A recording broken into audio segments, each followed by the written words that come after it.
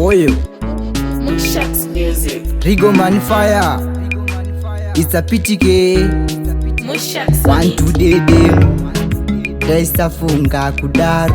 kutunga ndigara futi sechishara iko zvinoso ndakuchemawo dai zvangu ndakazivawo kuti aupo ipo pamoyo pangu ndakasiyana newe zvangu ndakazivawo kuti aupo ipo pamoyo pangu dai vandipawo ari nane anowacha hembe dzechichena nondizvarira futi kamwana kanenge chindi jini ya Rigo mwana wandinogera bibo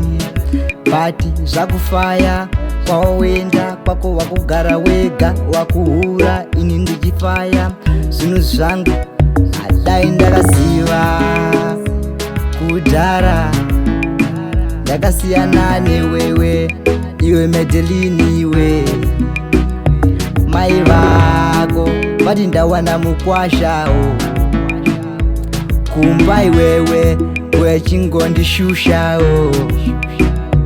pati pekutanga ndati uri shasha wechitongobika chikafu chichinaka iko zvinoso ndakuona uri benzi pfungwa dzako iwe futi hona hadzisenzi bati iko zvino zvinhu zvanoita ufunge zvako hazvina kukufita bati zvakudaro ndakutsvaga zviri nani kana kuna Mwari ndinde kunoenda vamwe dai zvangu ndakazivawo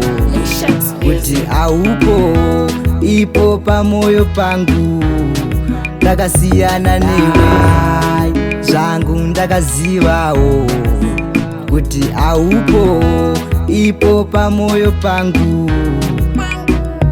ino ndakachiva kunaka nebhodhi iko zvinoso ndakutendawo godhi kuti dai vandipawo munhu anofunga kana pakudaro zvinhu zvichifamba dai ndakaziva kuti iwe hausenzi kana zvakudaro ndakasiyana newe kana zvakudaro ndatsvaga ari nane nawana demse one to dede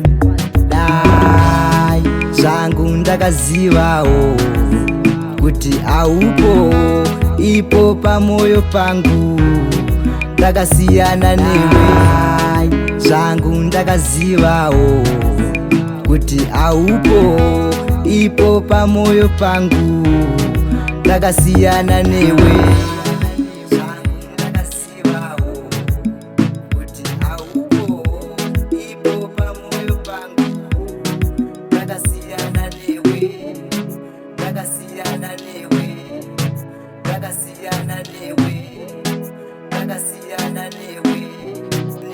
Mushaks Music.